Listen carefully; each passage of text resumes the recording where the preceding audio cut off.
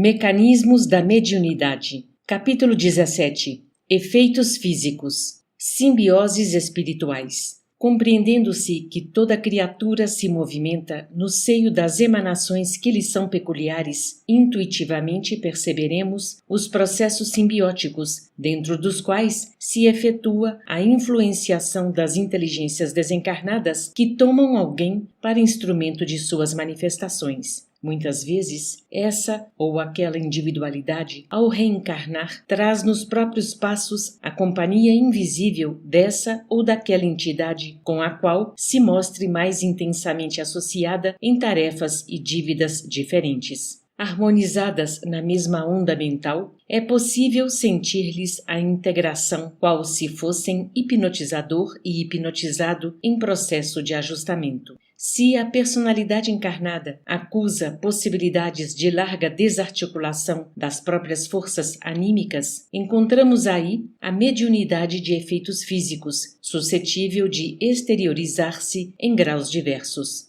Eis porque, comumente, somos defrontados na Terra por jovens mal saídos da primeira infância, servindo de medianeiros a desencarnados menos esclarecidos, que com eles se afinam na produção dos fenômenos físicos de espécie inferior, como sejam batidas, sinais, deslocamentos e vozes de feição espetacular.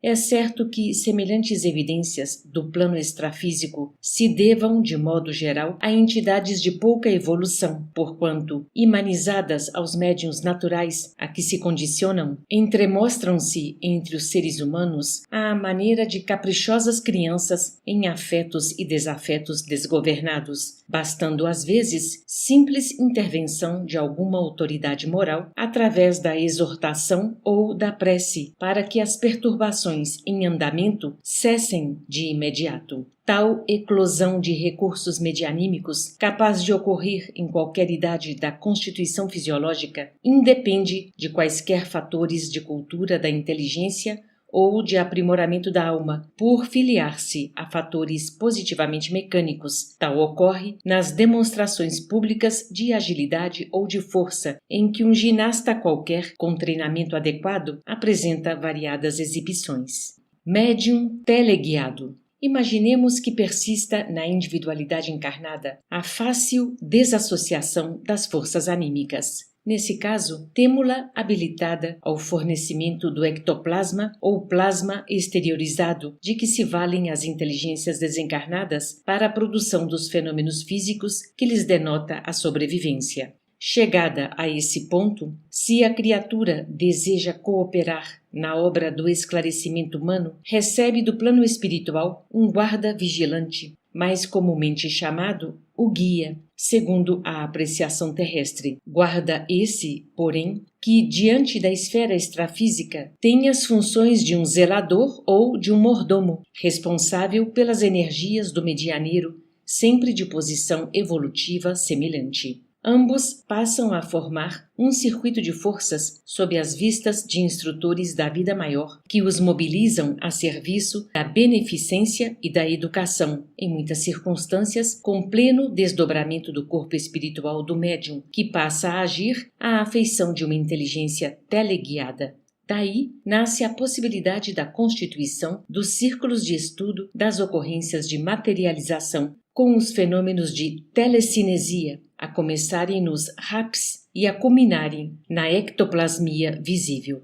Dificuldades do intercâmbio. Não podemos esquecer que o campo de oscilações mentais do médium, envoltório natural e irremovível que lhe pulsa do espírito, é o filtro de todas as operações nos fenômenos físicos. Incorporam-se-lhe ao dinamismo psíquico os contingentes ectoplásmicos dos assistentes, aliados a recursos outros da natureza. Mas, ainda aí, os elementos essenciais pertencem ao médium que, consciente ou inconscientemente, pode interferir nas manifestações. A exteriorização dos princípios anímicos nada tem a ver, em absoluto, com o aperfeiçoamento moral. Cumpre destacar, assim, as dificuldades para a manutenção de largo intercâmbio dilatado e seguro nesse terreno. Basta leve modificação de propósito na personalidade medianímica, seja em matéria de interesse econômico ou de conduta afetiva, para que se lhe alterem os raios mentais. Verificada semelhante metamorfose, esboçam-se-lhe na aura ou fulcro energético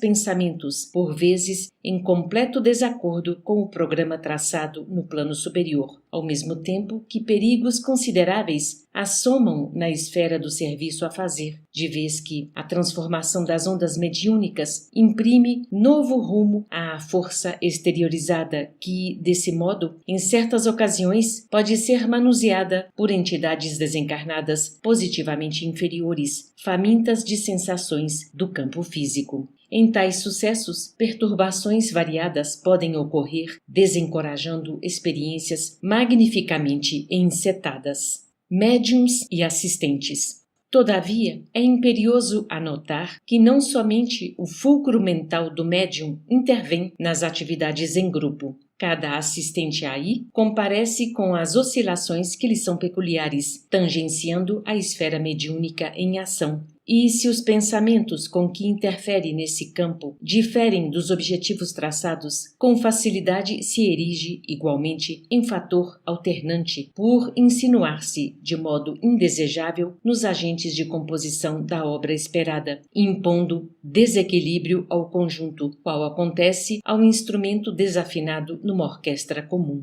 Disso decorrem os embaraços graves para o continuismo eficiente dos agrupamentos que se formam na Terra para as chamadas tarefas de materialização.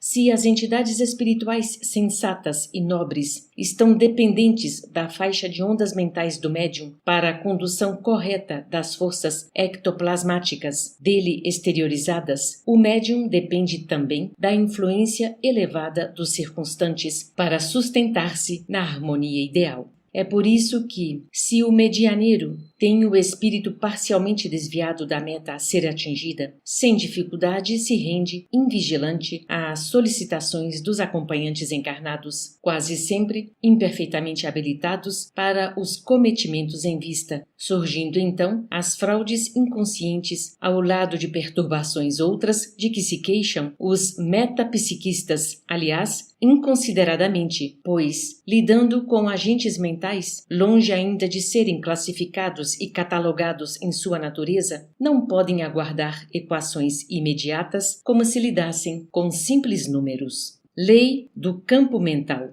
Lamentam-se amargamente os metapsiquistas de que a maioria dos fenômenos mediúnicos se encontram eivados de obscuridades e extravagâncias, e que por isso mesmo a doutrina da sobrevivência para eles se mostra repleta de impossibilidades. Estabelecem exigências e, depois de atendidos, acusam a instrumentação medianímica de criar personalidades imaginárias. Exageram a função dos chamados poderes inconscientes da vida mental, estranhando que a força psíquica, como recurso mediador entre encarnados e desencarnados, não procede, na balança da observação humana, à maneira, por exemplo, das combinações do cloro com o hidrogênio. Com referência ao assunto, é imperioso salientar que se desconhece ainda, no mundo, a lei do campo mental que rege a moradia energética do espírito, segundo a qual a criatura consciente, seja onde for no universo,